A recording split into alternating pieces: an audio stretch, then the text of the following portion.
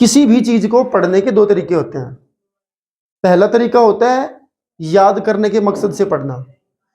याद करने के मकसद से मेरा मतलब फिर तो फिर नोट्स हैं और या उसको रटना है आपने और फिर यूं का यूं एग्जाम में जाकर के लिख देना है।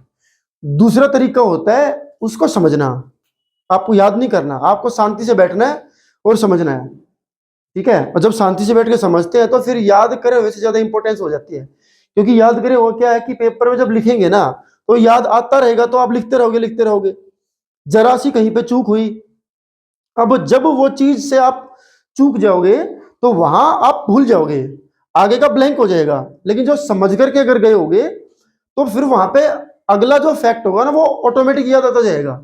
समझने का मतलब क्या होता है, आपको कॉन्सेप्ट पता है, अपने एक स्टेप, जैसे मैथमेटिक्स होते हैं, मैथमेटिक्स को याद करने का विषय तो है नहीं।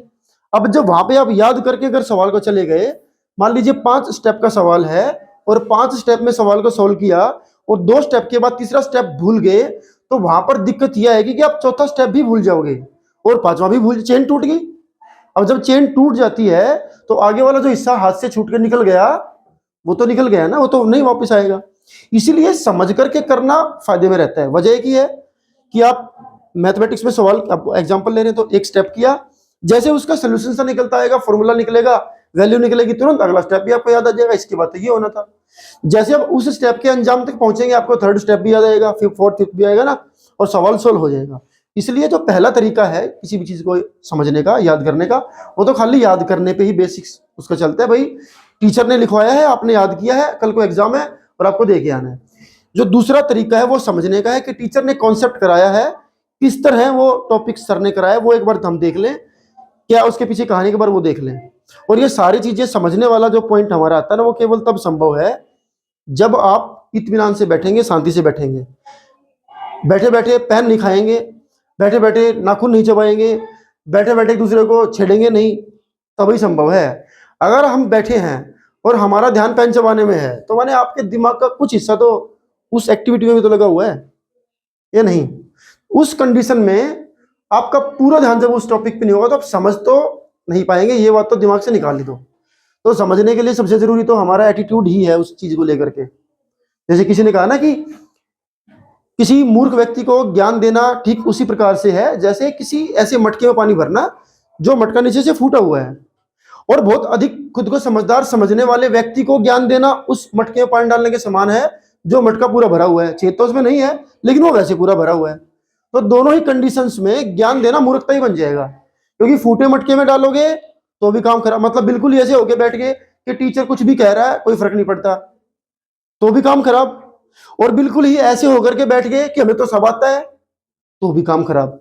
इस तरह होके बैठना कि जी मटका हमारा खाली है, आप हमें समझाइए हम समझेंगे, माने आप जो भी बताएंगे उससे अपने मटके को भरेंगे, है कि नहीं।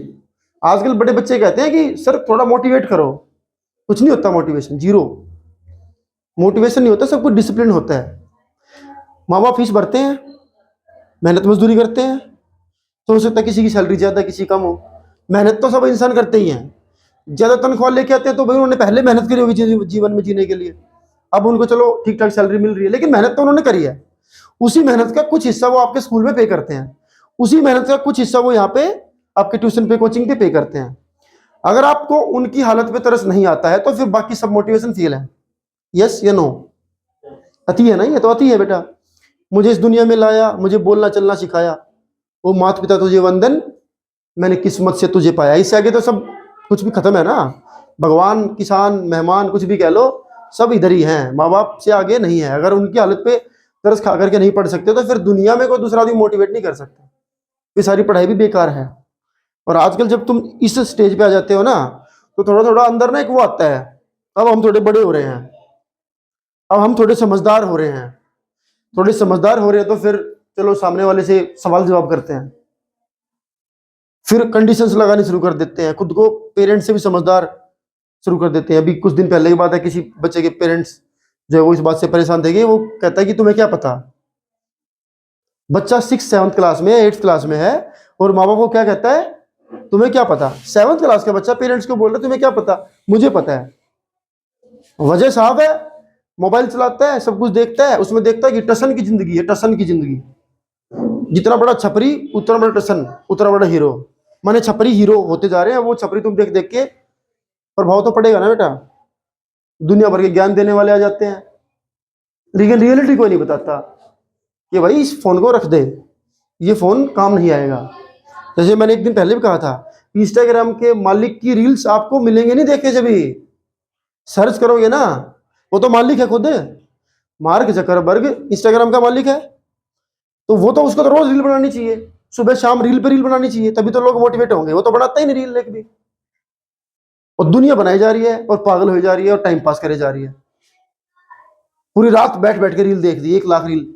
सुबह उठे, पेरेंट्स ने कहा बेटा बड़ी मेहनत करी, क्या करी सर जी? पूरी 1 लाख रील देखी है रजाई में घुस के, पेपरों में काम आएंगी। और रियलिटी इन सब के पीछे ये है कि एक ना एक दिन एग्जाम देने होते हैं।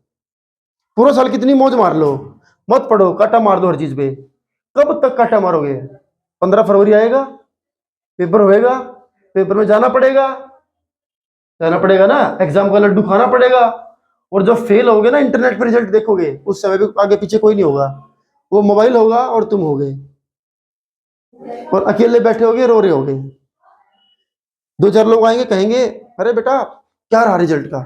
जिसने कभी, जिसको तुम पता भी नहीं होगा ना, तुम 10th क्लास में पूछा रिजल्ट का क्या रहा, उनको पता लग गया कहीं से फलाने का लड़का 10th क्लास में था, उसकी लड़की 10th क्लास में थी, वो पूछेगा कि क्या रहा रिजल्ट तेरा, तुम कहोगे फेल हो गया। वो कभी तुमसे मिला नहीं, कुछ कहा नहीं, वो भी कहेगा देखा मैं तो कहता था ना पढ़ ले नालायक, तू पढ़ा नहीं, वो भी सलाह देके जाएगा। बताओ, जिसका आस्ता ना बास्ता ना पास्ता, वो भी कहेगा पढ़ा क्यों नहीं। समझ रहे हो? तो इन सब के पीछे रियलिटी जो काम करे ना, वो है कि ये जो चीजें है ना, यही काम आनी है। पेरेंट्स काम आने हैं, टीचर्स काम आने हैं, इसके अलावा चौथी कोई बात काम नहीं आनी। अगर आनी है तो मेरे को यहाँ आगे बता दो बेटा, मैं अपनी बात वापस ले लूंगा। फीस पेरेंट्स ने देनी है, पढ़ाना टीचर्स ने है, और पढ़ना तुमने है। चौथी कोई बात है?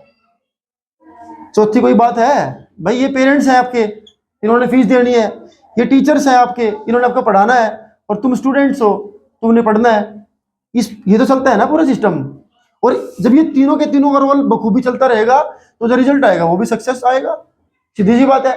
माने ये पूरी मेहनत करे, ये पूरी मेहनत करे, ये भी करे, तो रिजल्ट तो अच्छा ही आएगा। इनमें से किसी एक ने कर दी कोई गड़बड़, तो भी रिजल्ट खराब है। माने पेरेंट्स ने पूरा खर्च किया, बच्चे ने मेहनत करी, टीचर ने काम खराब कर दिया, तो भी रिजल्ट नहीं आएगा। टीचर ने करा, स्टूडेंट ने करा, पेरेंट्स अपने पॉइंट पे खड़े नहीं उतरे, तो भी काम खराब होगा। होगा कि नहीं होगा? होगा ना। और मतलब कोई भी एक इनमें से अगर रहेगा तो काम खराब है।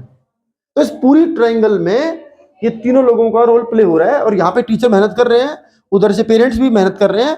लेकिन इस ट्रायंगल में अगर कहीं पे गड़बड़ी है फिलहाल, तो वो तुम्हारी साइड से है। समझे इस बात को या नहीं समझे? समझे ना?